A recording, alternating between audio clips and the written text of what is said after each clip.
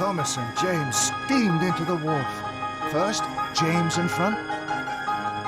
Then, Thomas took the lead. The wharf was buzzing. Barges chugged. Cranes swung. And freight cars rattled and rolled.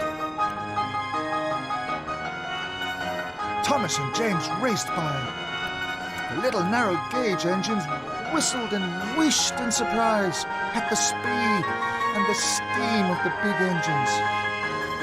The narrow gauge controller was waiting. Thomas whooshed around the corner, puffing and huffing, just in front of James.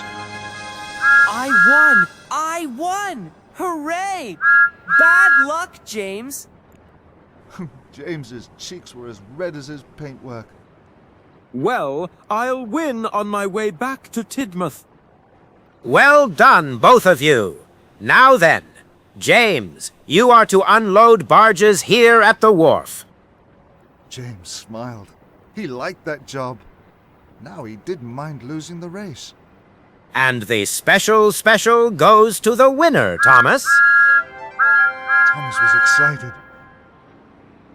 You are to work with Duncan. You will bring lumber from the hills down to the wharf. It's a very important job. Thomas wished a whiff of steam. He was disappointed. He wanted to work at the wharf. And Duncan was tricky. He liked to tease the big engines, especially Thomas. Duncan, please look after Thomas. Mr. Percival says that because you mainline engines don't know the tracks in the hills. Yes, we do. The thin controller wants me to work with you because you little engines can only carry small loads. Duncan was cross, but before he could say anything, the three engines heard a whoosh and a wheesh and a clackety-clack as a stupid silver rolled by on the track. Fizzling fireboxes. Burst me buffers! Flatten my funnel! What was that? All over Sodor, other engines were buffeted and blasted on their tracks. Watch my paintwork. Bubbling boilers! Bust my buffers. Trembling cracks! Who was that? Gosh! Slow down, Speedy! Rail Raider! Later, the standard and narrow gauge engines were at Crovan's Gate. He was big. He was silver. He was very, very fast. That must mean it's... Spencer! Hello, Sodor. What do you know? I'm here for the summer. Why? I have a very important job to do. The Duke and Duchess of Boxford are having a new summer house built. It has to be finished in time for the Duke and Duchess's holiday. I'm very busy. No time to chat. And Spencer steamed smoothly away. Cinders and ashes. Having Speedy Spencer on Sodor for one day is bad. But for the whole summer. Is terrible. That afternoon, Thomas and Percy were huffing and puffing up Gordon's Hill.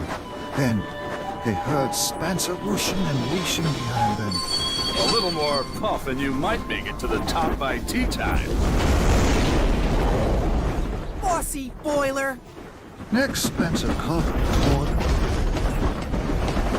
Out of my way, slowpoke. Ugh, the indignity. Toby was huffing slowly to a junction. Spencer steamed alongside, hooting and tooting. It looks like you're too old now to be really useful, Toby.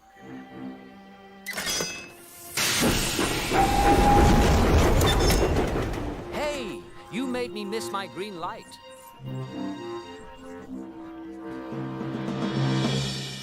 Edward and Emily were chuffing cheerfully along Spencer's slope. Dear, oh dear, it takes 2 old engines to pull 1 freight car, does it?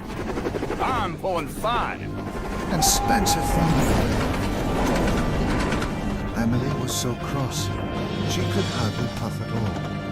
That night, the engines could only talk about Spencer. He told me I was too old.